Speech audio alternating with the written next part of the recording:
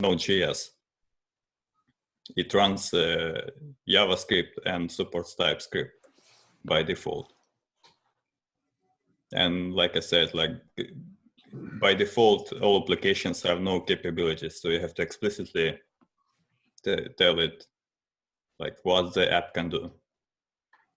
So me and Raphael were talking about like, what if we could integrate his framework and basically dapp DNS system into this. So if we go to manual, or basically some example. So it doesn't support NPM packages because those are JavaScript. So we're only interested in TypeScript stuff. So this is how you basically import a dependency. Just point to the source of it. And it's gonna cache it locally for later use. So that's how you basically install a dependency. No need for NPM and stuff. So I thought like, wouldn't it be cool to have like dapp URL inside here? Then we have basically packages on chain.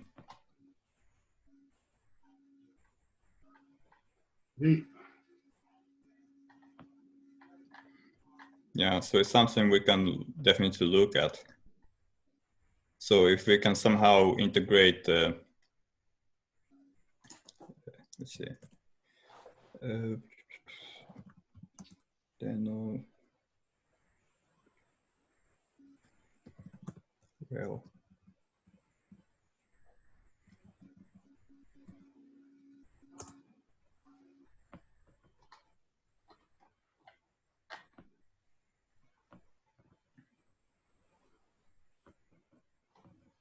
anyway, I was browsing just through the source code and I found some starting points where to dig, you know, where to start adding like this dapp resolver.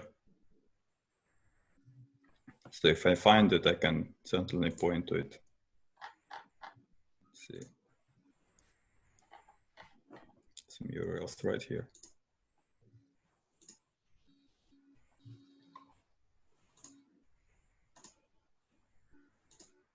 Although I haven't used Rust, so I don't know, I don't even know how to compile this thing.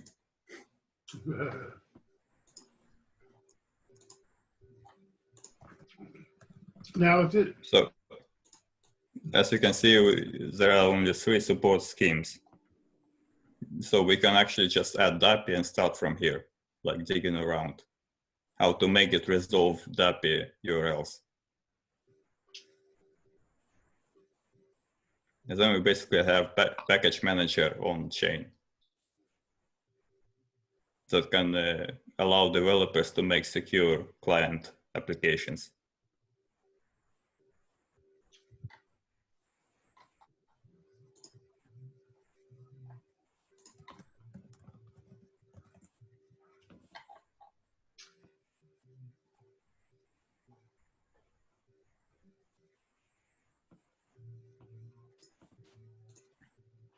And that's what I found it today, actually. I haven't looked at it that much, but it looks interesting. Do we know how dapp is handling package management now? Not really. dapp is like a regular app. So it doesn't, I mean, all the dependence, I don't know. I can't speak for Raphael. I wish he was here so he can explain it. But he told me like he has something similar, that he doesn't allow applications to access like just any source.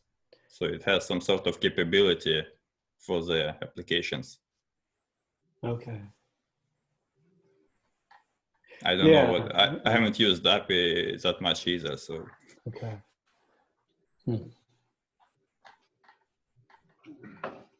So I guess we would want to get Dan's view on maybe seeing how this is like or not like SES. We have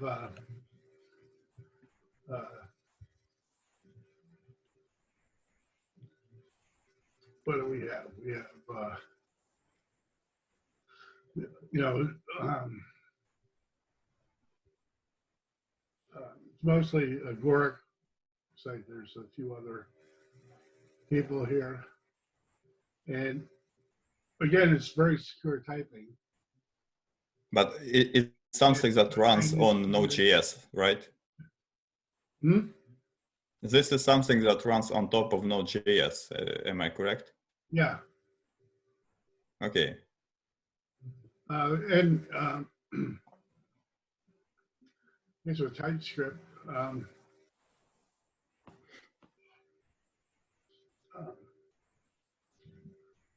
It's very strong in its support for object capabilities. There's no ambient authority in a module, which is the main one of the main things that we're trying to do. I don't know if you're familiar with the with Mark Miller's stuff at all. Yeah, a little bit. But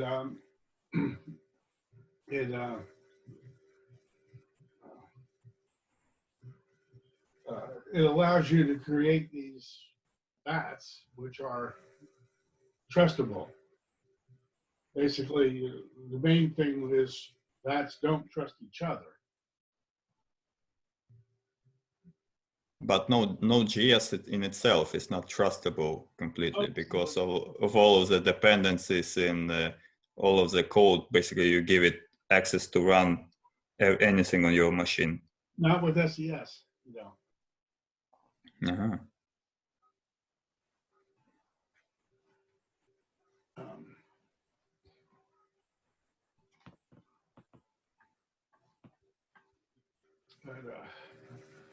I don't know if Dan is going to be around, but I think have you put links into the channels on this? I haven't been looking too closely. There's a number. I'm behind in a lot of things.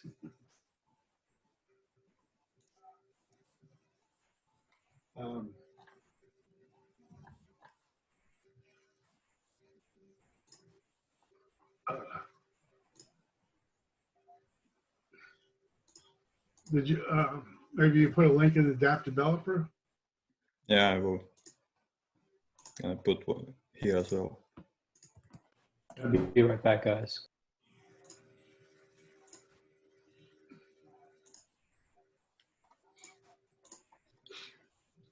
So this could be something like, dapp SDK or yeah, basically SDK for applications, not not necessarily web applications, since people might want to use something like this to run on a server, for example. And Node.js might not be the best solution sometimes. Yeah, I don't understand exactly where Rust comes into the picture. You're saying that you're doing. It's basically Node.js rewritten in Rust.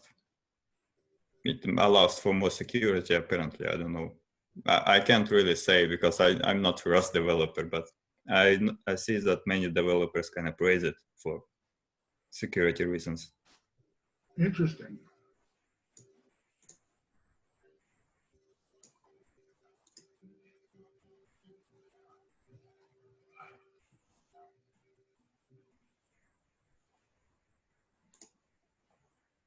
And it also has like a package manager built in. No need for npm. And it also allows us to easily integrate like dapp DNS system into this.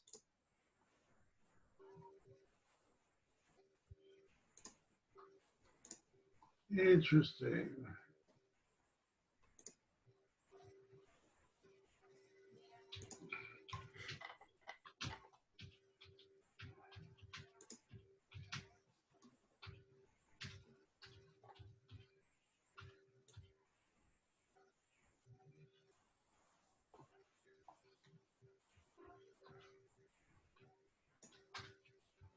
I'm going to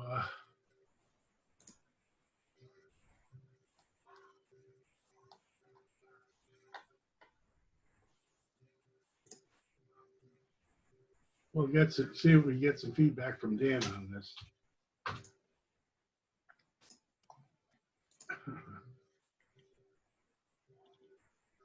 Yeah, he's the OCAP's guy to talk.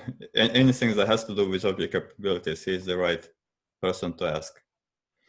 Yeah, unfortunately, my motivation to actually do coding and learn stuff is at a minimum right now. I don't know if I'm going to,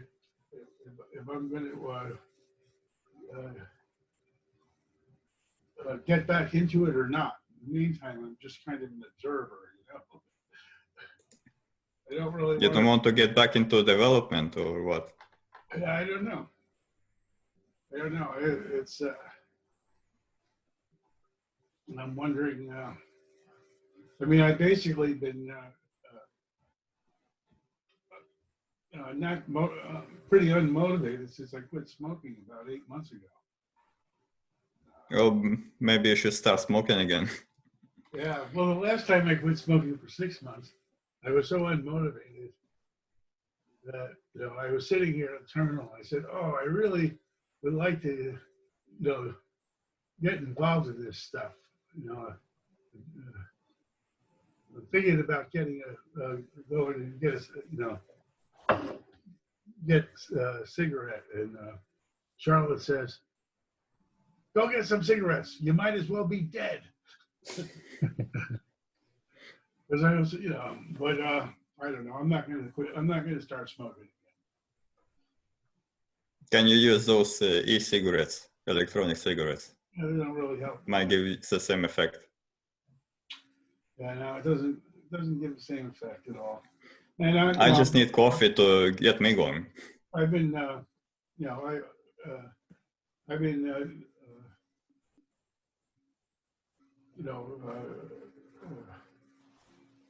until recently, I've been smoking a lot of marijuana, and but I'm feeling like COPD in my lungs, so I quit smoking that pretty much also now. And I kind of wonder what's worse, cigarettes or marijuana. I think I know which one. yeah, no, marijuana is not. Marijuana is actually pretty benign, although it can, it does make some people lethargic. And I guess it, overdoing it is a problem. Well, it's a matter of switching one addiction to another. That's kind of less, life-threatening. Yeah. Maybe soda. That's the key.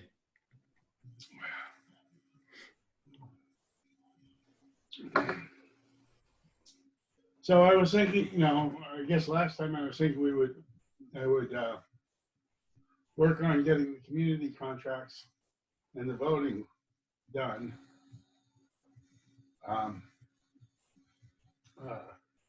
But I decided that, I'm not going to lead that effort at this point.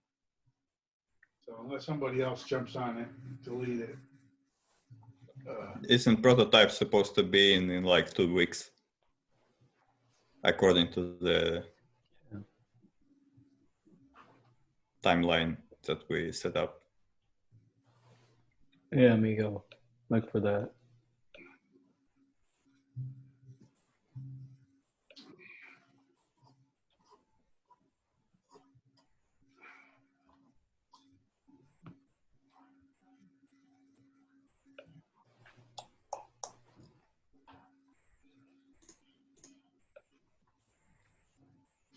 I'm not sure how voting is gonna be anonymous with use of our chain. Like every vote's gonna be public then. I mean, because if it's gonna work the way it is, like co-op is the one who's gonna give all the capabilities, so they have this link between members and those capabilities, right? So they can see like who has voted. So it's not really truly anonymous. You have to kind of trust that Colab is gonna destroy the link between members and capabilities. So I'm not sure. Yeah.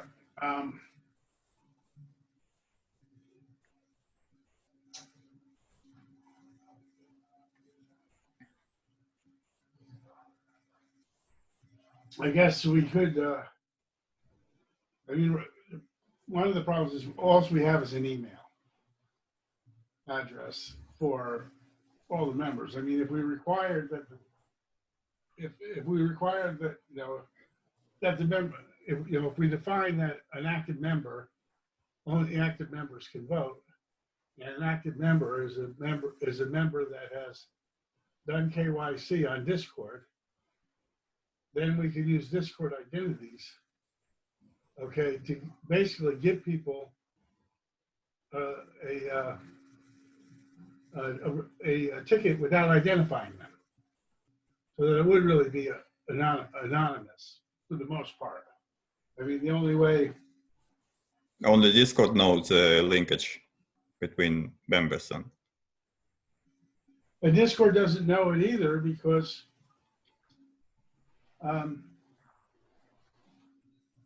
well, they could, I suppose, but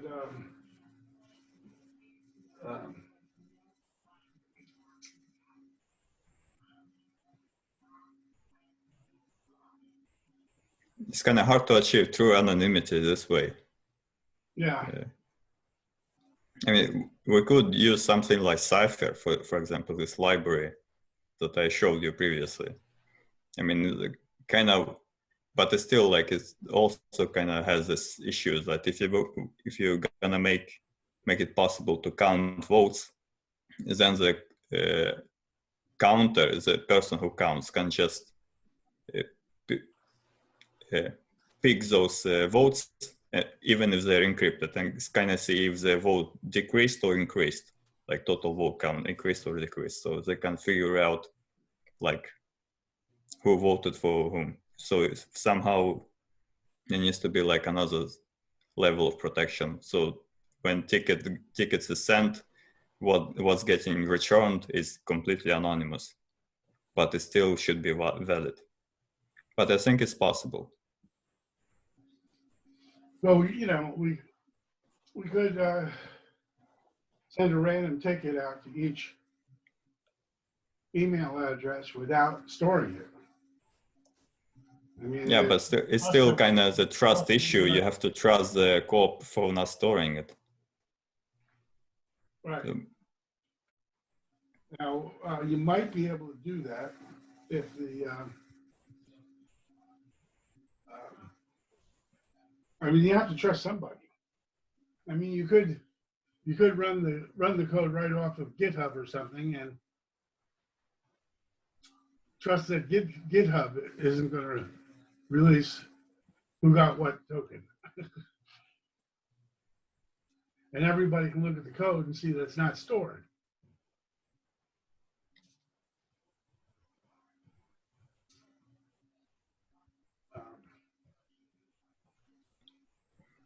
In my opinion, like a pure algorithmic approach would have been better, because I don't know how to make anonymous voting on AirChain and still kind of preserve anonymity.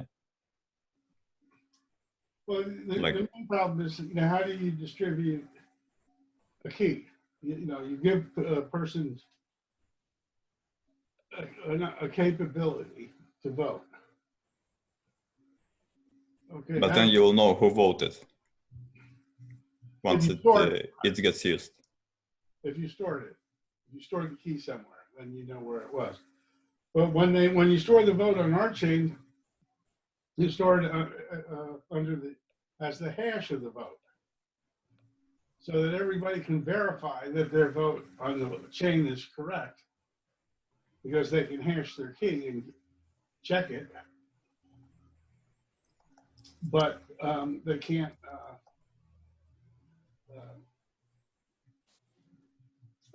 they don't know what hash belongs to what person.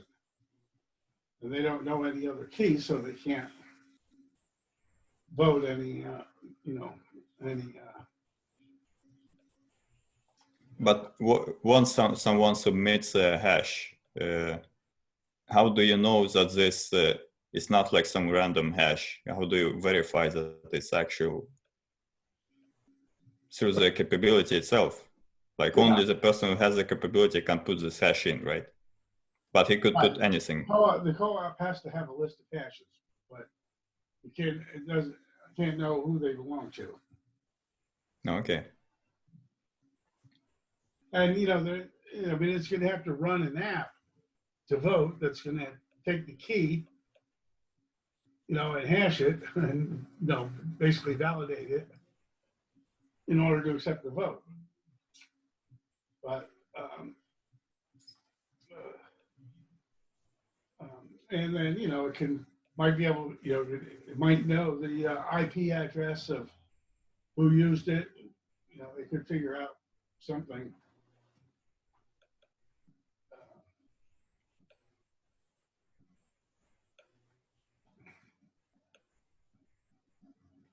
The question is also, do we actually require anonymity, like true anonymity, or is it only like a gimmick to make sure that, that everyone can vote safely? But in reality, co-op sees who votes for whom.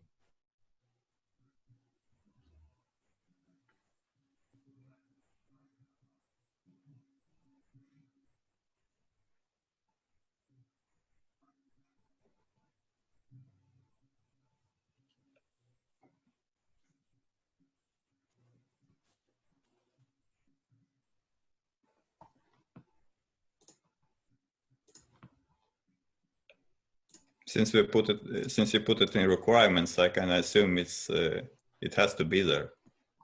So we had to solve it somehow, right? Well, we pretty much assumed that it's a requirement, and I expect that it would be. I don't know if the bylaws say that it has to be anonymous or not. Can you check that out, Steve, for us? Oh, for the voting, if the voting has to be anonymous? Yeah. Let's see. Let me look. Anonymous voting kind of provides, ensures people that they can vote for whoever they choose. But if voting is not anonymous, people kind of might be afraid to not vote for some particular person, just vote for someone else. Or they kind of feel obligated to vote for someone because they are kind of friend with that person, something like this. Right. Or, let's say we both work for Steve. We don't want to. Yeah, we will feel obligated to vote for Steve. This is the issue. There will be some sort of bias, in voting this way. But if it's truly anonymous, we might vote for. Yeah. But the thing is, when you're collecting sentiment, and before you've made this, my view is that when you actually do a formal vote, you pretty much should already know what you're going to do. You should have there should be a consensus of what's the right thing to do, whatever. But while you're making a decision, you want to know. You want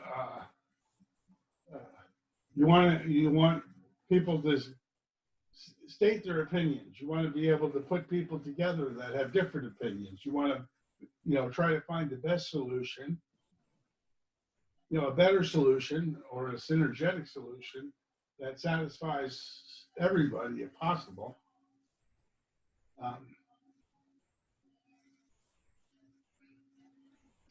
And you want, people need to support their point of view. If they lie about their point of view, you're not going to have a good decision, right? So those votes that are gonna come in, right, in October, they're gonna be final. It's not like advisory votes. Like, so it's gonna be used only like as a guide to. So whatever is whoever ends up being voted for, that's kind of happens, right? That's the final vote. Okay. I thought maybe it was just, as like for this ideation workshop where people vote just for like to help out the board to decide.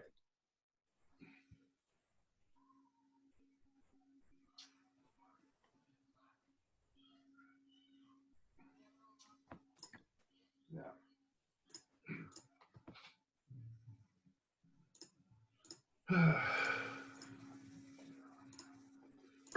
So,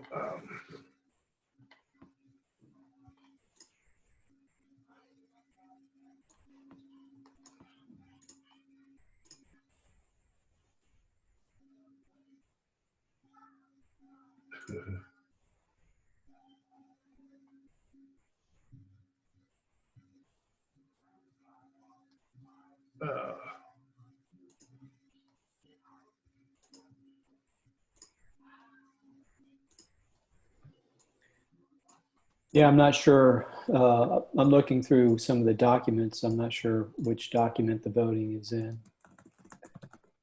Ian's more. yeah. He knows exactly what document. Yeah, it may be other business for the board meeting, which is. Yeah. Are you supposed to be at the board meeting now? No. No, it's in 30 minutes. And actually, I need to take a break before I go into that. I've been meetings all day, so I'm actually going to sign off. Yeah, I think we probably should dismiss it early today. Yeah. I don't think we're going to.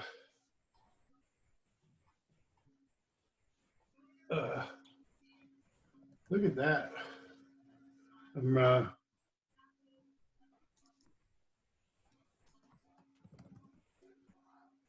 just gonna compile Cypher and show some examples.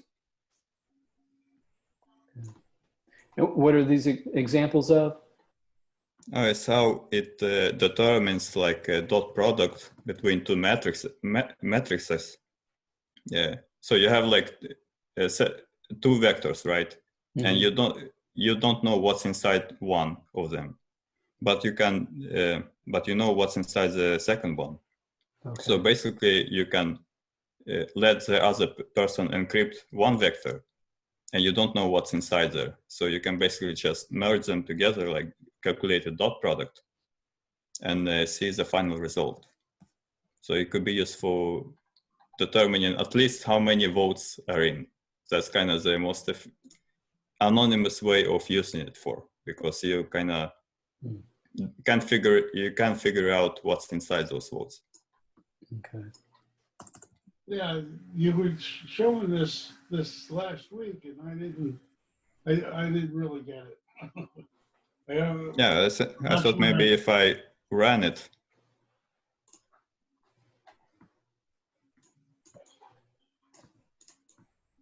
Just need to include some stuff.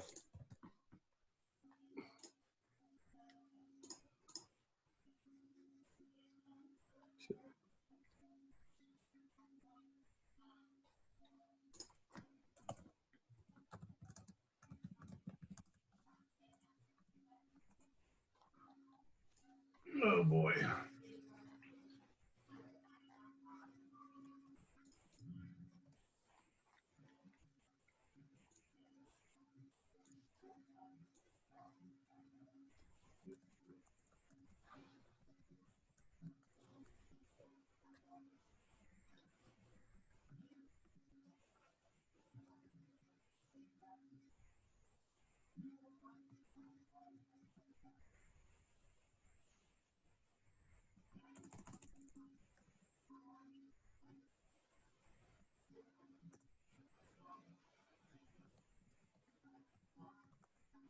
So it runs.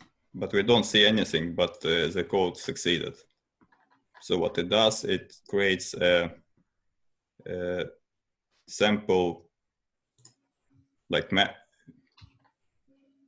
it basically creates two random matrices of this form. Like, so you have matrix, kind of hard to write it here. What did it do? I wish I kind of prepared this, but maybe I should just demonstrate it next time. Yeah. What do you think? Yeah, that would be good. Do a walkthrough, get comfortable with it. So, yeah, I'd be. Yeah, I already got comfortable with it. I mean, I looked into the source code and I know what everything does, but I can't really write everything in like 5 minutes, you know. Oh, okay. Make something demonstratable. You want to save it for our next session next week? Is that? Yeah, probably. Okay, let's do that. So, if I don't already figure out how to do the actual voting. Okay. With this thing. Okay, cool. I look forward to that. Well, I'm going to sign off for today. I got another meeting coming up here before long. So thanks, guys. Very good. Okay, bye.